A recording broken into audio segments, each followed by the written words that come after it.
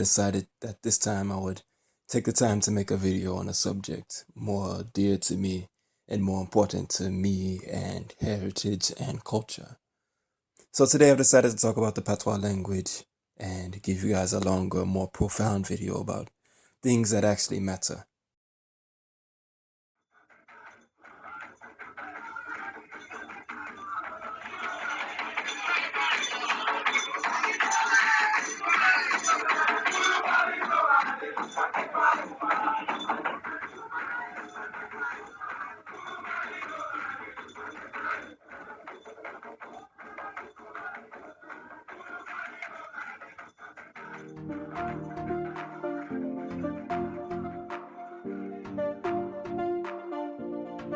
At times I feel like people forget where it is they come from, and I figured I should go ahead and make this video as Trinidad Carnival is on the way and soon the arrival of Grenada's 50-year independence.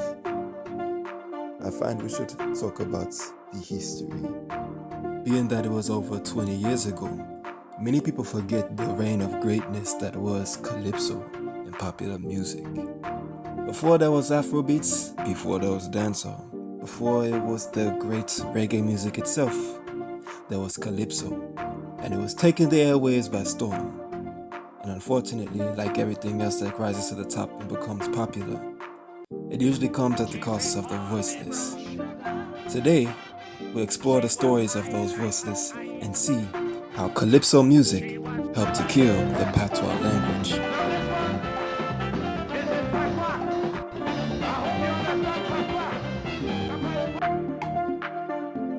Here we go. So hit that like button, chill out, sip your tea. Let's go on a ride.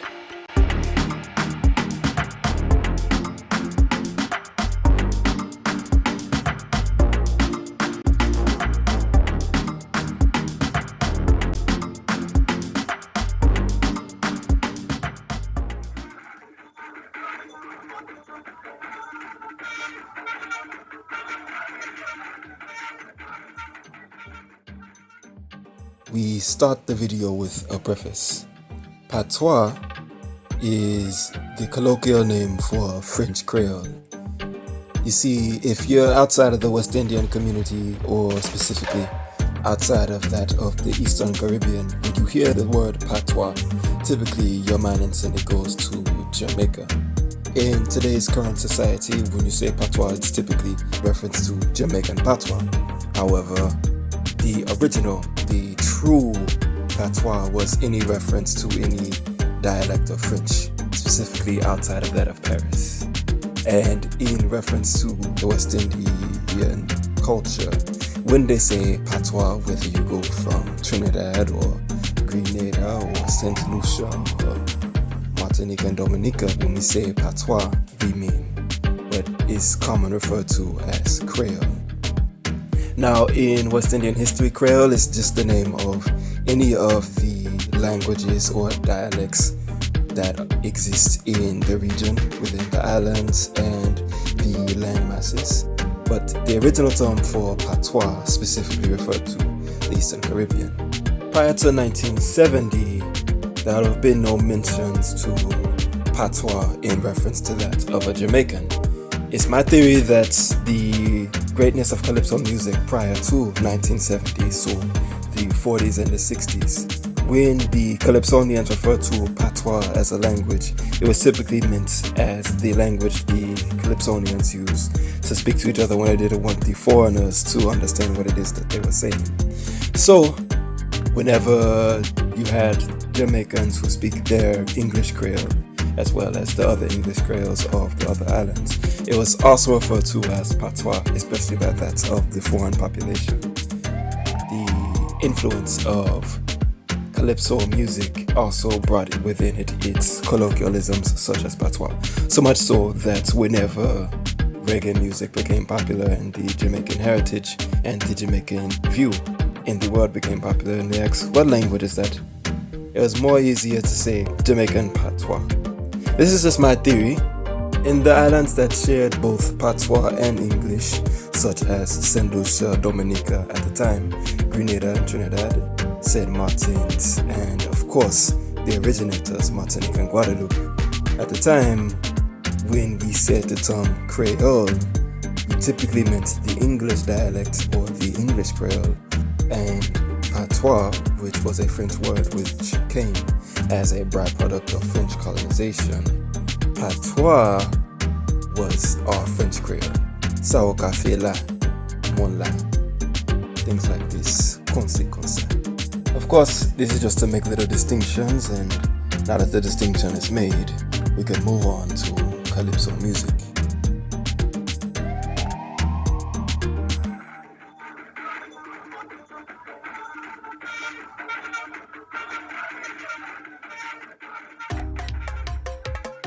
As of with any culture, there tends to be a music that associates with that culture, and the music of the Patois culture was the Calypso. Calypso music, not quite unlike that of the Negro spiritual in the Southern Americas, was music to get through amongst the slaves. It was the music to the ballet dances you may see scattered across the West Indies. It was a music to our traditional Caribbean weddings.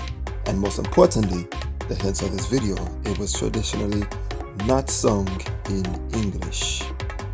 To put the death of Patois into context, it's important to understand that in a new world, whether it's the West Indies or Latin America or even North America, there's always been an effort to separate yourself from that of Africa, from that of black skin, from that of the low class, and specifically that of a slave.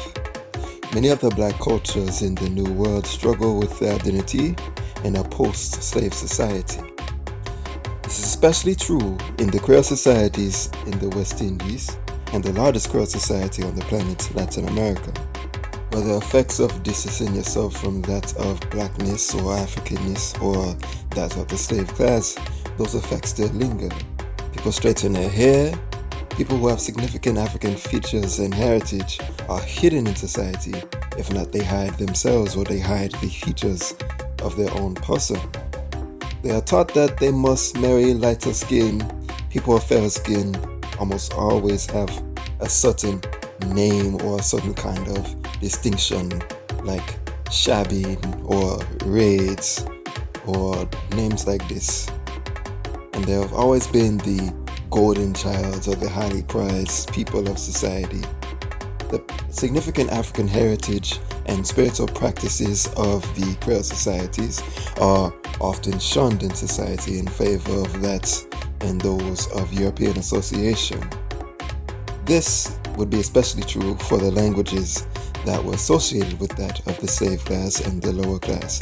Their spiritual practices, their dancing practices were all shunned as pagan or unintelligent, which was that of black skin or associated with that of an African.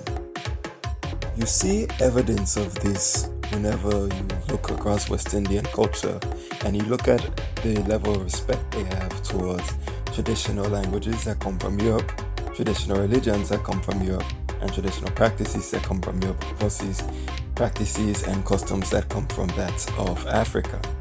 For instance, how West Indians tend to look at Christianity, Catholicism, Adventism, and baptism versus how they tend to shun or have a degree of fear when they look at things like Shango, Voodoo, Hoodoo, Santeria, Shimbois, Majinwe. Objectively speaking, whether you support these spiritual practices or religions or not, it's clear to see that objectively it is very much a product of the level of thinking that is taught.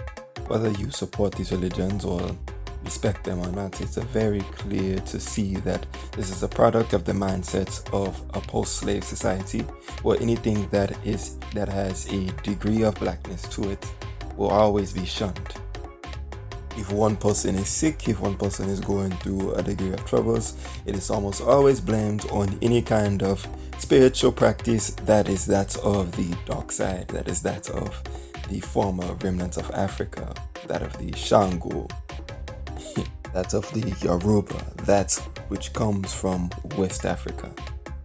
It is things to say why it should be clearly noted that Calypso, or the commercialization of Calypso, wasn't the only factor or even the complete main factor. It will be noted that the change from Patois to English for the public eye would set a tone for years to come.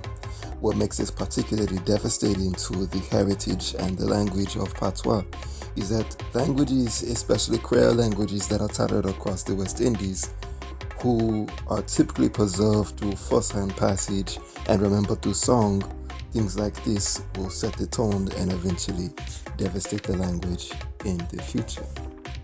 Let's say just to the first recorded calypsos. Up on down massive, meet me down by the crazy and cut out,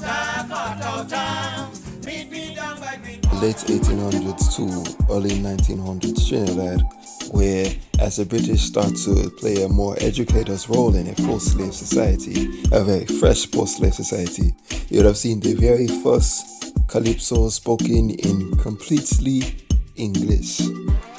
When visitors from other places, from other countries or other islands came to visit, they'd oftentimes be greeted by calypsonian singers and their string bands. And of course, to maintain the image of the Queen's English and the high class, they would often sing what was traditionally in Patois, in complete English. That, or they would make up new lyrics altogether, or simply not sing at all. Many older Trinidadians may remember the lyrics to Mango Vits, not the Mango Vits of Mikey Sparrow, but the Mango Vits of Lovey Spring Band. However, the original recording of the song, which was recorded in New York in 1912, would have been completely without words. And while the first ever recorded calypso music was documented in 1912, it wouldn't be until at least 10 or 15 years after the major change, due to a current world war at the time, that we'd see any more calypsos recorded in the 1920s. It's then we got to see calypsos produced on a grand scale. It's at this time the British are playing a very strong, active role in the education system in Trinidad, and it shows within the culture. One thing you may notice is a lack of English creoles in early calypsos. While they may have indeed had heavy accents, their words were conjugated, their verb tenses are marked, and the subject-verb agreement is all intact and in alignment. These recordings of calypso were especially well spoken in those which criticize society and the political system in general. A good example of this and how the Trinidadians looked at English and what proper spoken English could get you is a example calypso called Gombolele by Lord Executor. I searched all over the internet and even certain libraries for a recording of this track, but I could only find it as it exists in the lyrics, which further speaks to how Patois as a language is typically preserved through not only our heritage and not only through heritage, but it also lives on through song, which further speaks to the effect of Calypso and what it meant to the Patois language. The Calypso went as so. Now the lady was walking all the way alone, thinking of the children that she had at home, when suddenly she heard Rito Rito Rati. Stop your progression, woman, and don't hesitate. It should be noted that Gombolele is a criminal who happens to have a very strong command of the English language. To us, hearing stop your progression, woman, and don't hesitate, it sounds like regular English in today's context, but had she heard it like that, or had you heard it like that in 1939, it would sound like very advanced, very high caliber English. Whereas today, high caliber English and very high level English is very accessible due to internet and due to the rather widespread availability of reading. In this instance, it would have sounded very, very high quality.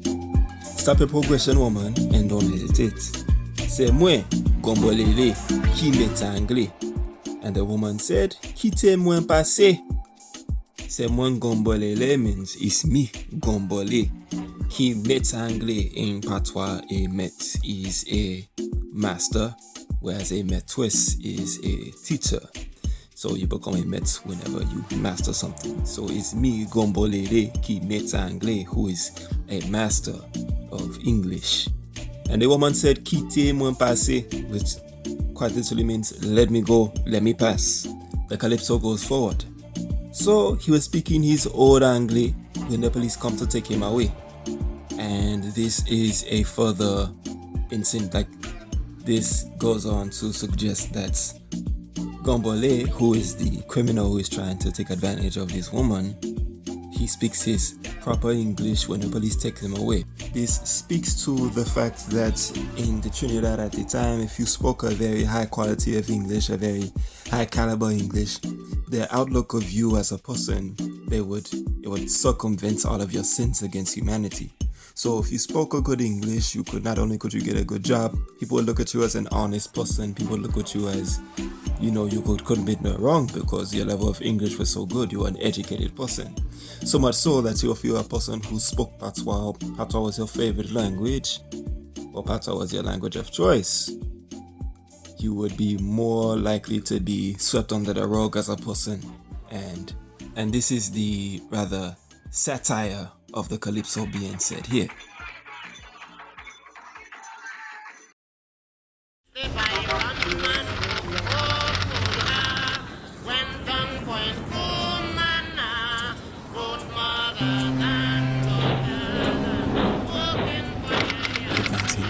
To early 1940s, the world would have seen World War II. Similarly, the West Indies would have also had a role into it.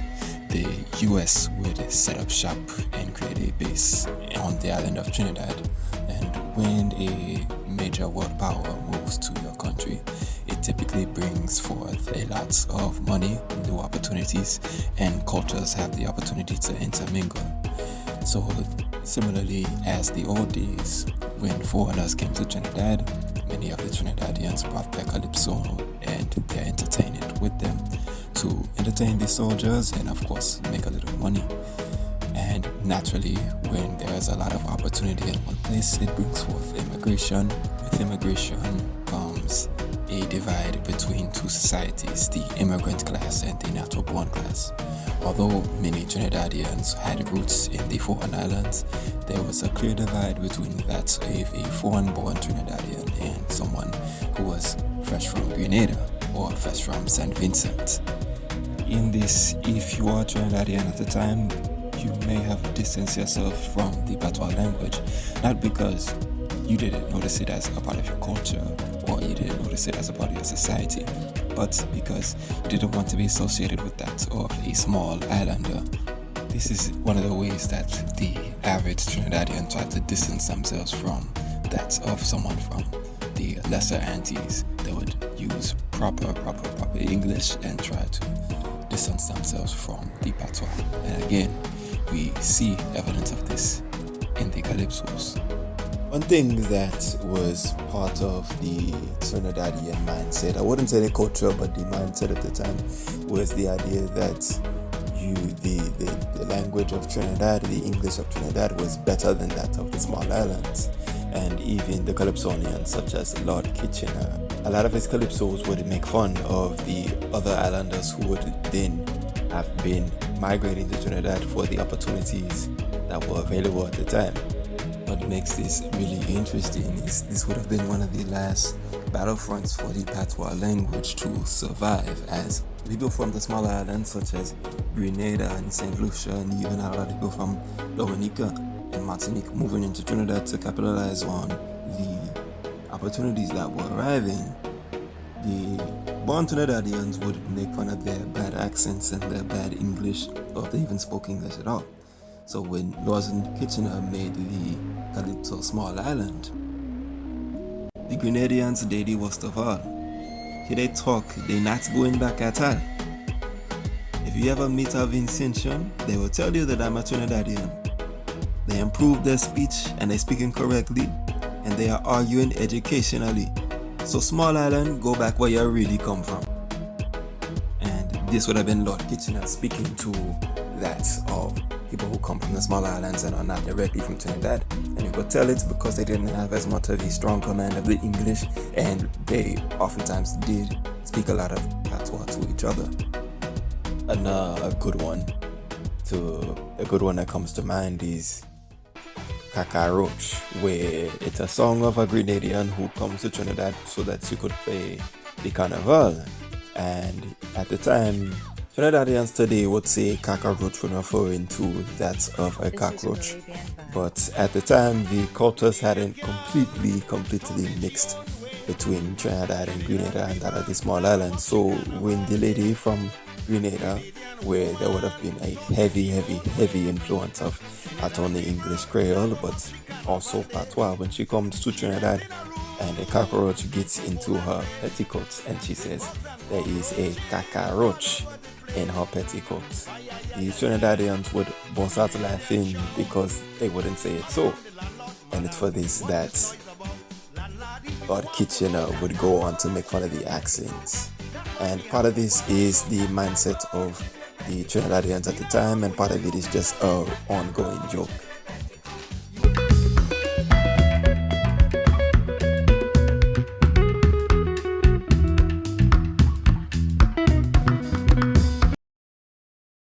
In the 1940s to 60s, that Calypso had become that rad fad from Trinidad. He had huge success in the public market and had broken the confines of the Eastern Caribbean.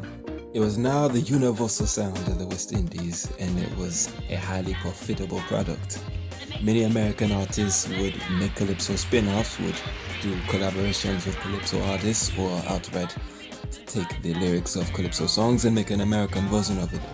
People from outside the Eastern Caribbean, such as Belize, Panama, Colombia, Virgin Islands, Jamaica, even Louisiana, and Dollar Society America were making Calypsos to cash in on that of the Calypso experience, to cash in on that of the song, the rhythms that had a taste of Africa in it. And you would see this trend move on further into the future of America. There's always been this nuance or a niche for a music or a sound that has an adjacency to Africa.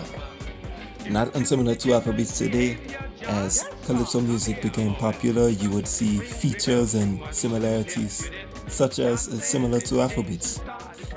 Ella Fitzgerald and Louis Armstrong are artists that would go on to make Calypso songs, or they were early R&B songs, but they had a heavy influence of Calypso. Also during this time, many West Indians from around the world, but specifically Trinidad in particular, would move to America where they would make more money and they would form their own communities and they would have more spending power. And it's for this that if you are Calypsonian in the West Indies and you wanted to make more money and you wanted to be successful, you would naturally make your marketing music to that of the foreign Trinidadian as opposed to the Trinidadian back home, because this person had more money, this person had more spending power and more cultural power than that of the people back home. So if you wanted to make money, you would make your Calypsos in English. The government of Trinidad got wise enough to use Calypso music as part of the political system. You would notice that you wouldn't hear any political Calypsos in Patois, mostly because these people at this time had already shrunken down to a small population, and the ones who did know it or who knew it well, they preferred not to associate it with it due to the prior mentioned mindsets. Anyone who would have been using Patois still at this time either spoke fluent French and understood Patois, or they just wanted to disassociate it with it completely. So it wasn't valued and respected as it is in later years. It was very much shunned, and because of this, there were no efforts to preserve it, and the very music which it created was now being used to go overseas. It was used to make money in America, and henceforth, and because of that, these songs and the stories that would have been passed down through Calypso no longer existed. The ways to learn the language or to develop your vocabulary would have not existed.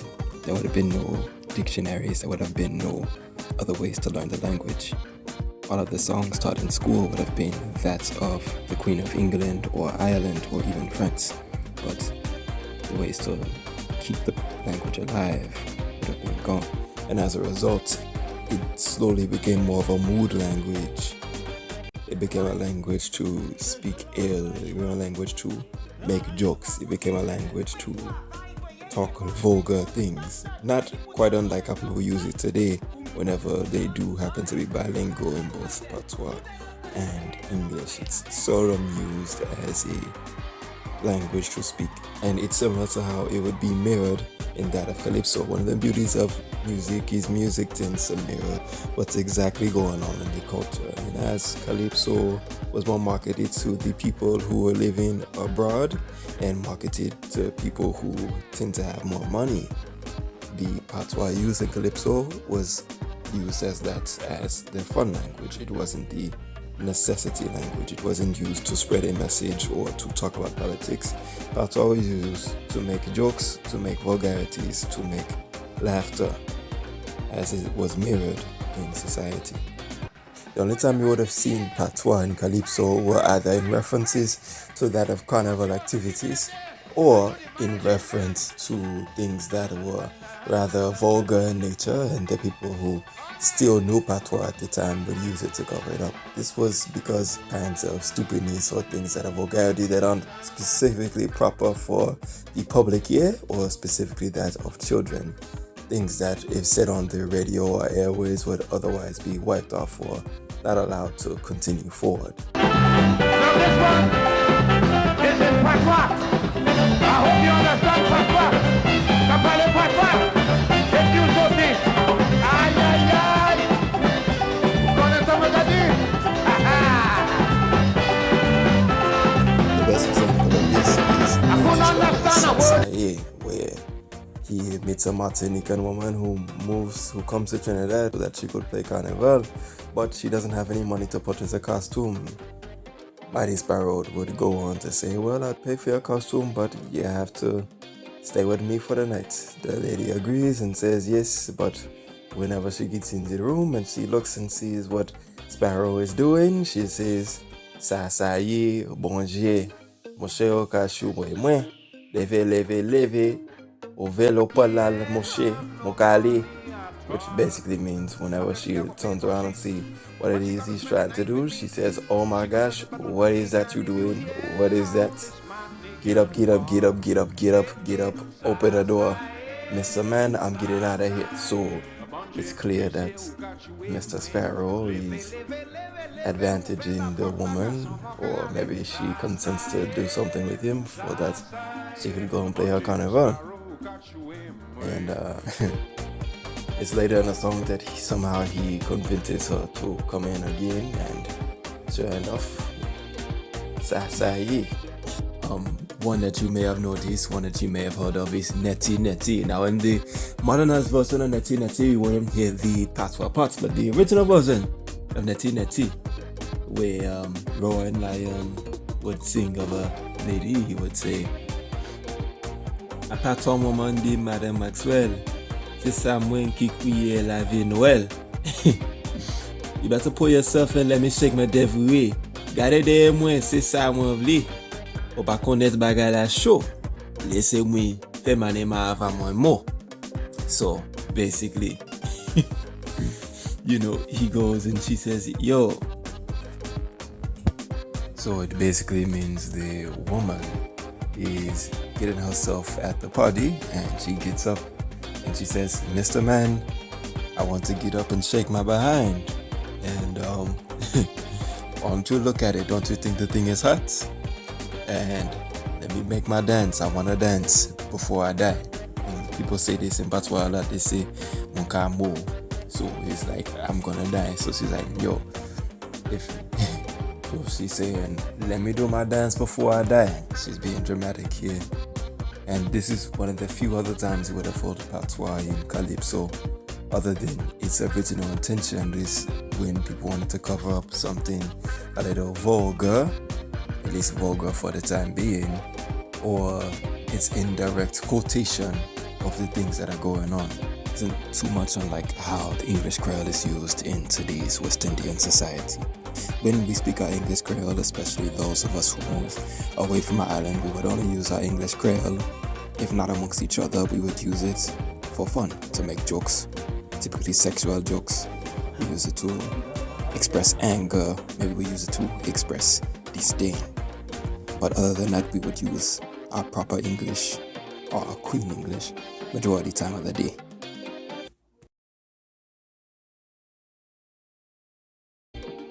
Early attempts to preserve the language, like pre-revolution Grenada, seriously attempted to preserve Patois. They even hired young Dominicans to come down to the island to teach the children in Patois, because Patois was still a very much relevant language at the time. Even though it was still endangered, it was spoken enough where you could teach it.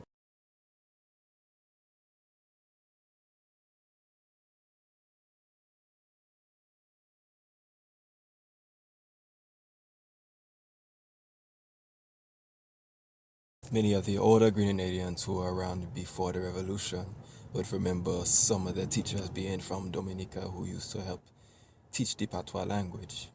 There was legislation in place, there were things in place so that they could teach the language to the young students. But of course, somehow history found a way.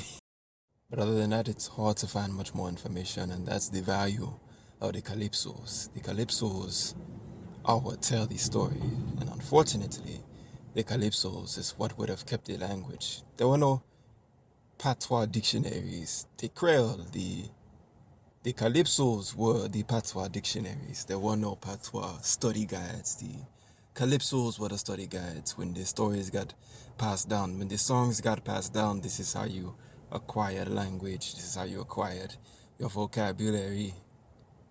But as the thing got commercialized and those who spoke the language got erased from history, so went the way of talking. One of the most frustrating parts of doing this research paper is it made me understand just how much of cultures that had to do with the black skin were wiped out, were kept undocumented, even though there were parts that were documented. They weren't documented by the people of the culture. Even to this day, many of us in the West Indies, especially that of the smaller islands, we don't really protect our culture. We don't really document things. Maybe people who are slightly offended that I covered Patois in Trinidad and not that of Grenada and St. Lucia and places. So when the real reason I had to focus on Trinidad is because Trinidad is the most developed of all the West Indian countries, so I had to use it as somewhat of a proxy to tell a greater story of a region, of a people.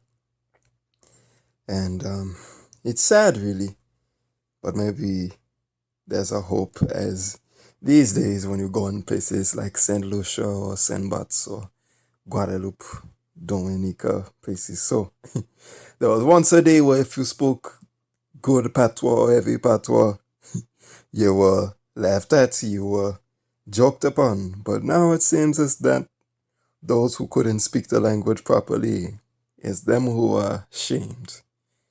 So maybe there's a hope for us. Maybe there's a day when I'll be an old man and I'll see the youth speaking Patois again.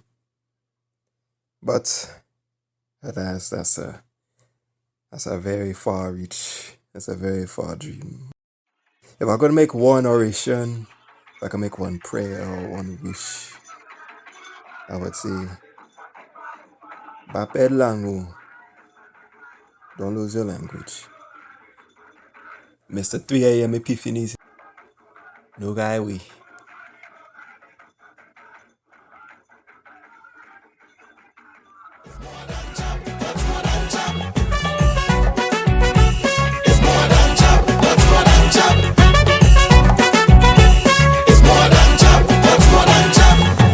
Them call it devil mask through the eyes of them Christian, quick to throw in the labas. All that is African, but this thing that we call job, deep inside our we. When you see an oil we dab, that is we history. You see we descend from slave, and no, that wasn't nice. So no pretty mass we crave inside the paradise, and for all the things master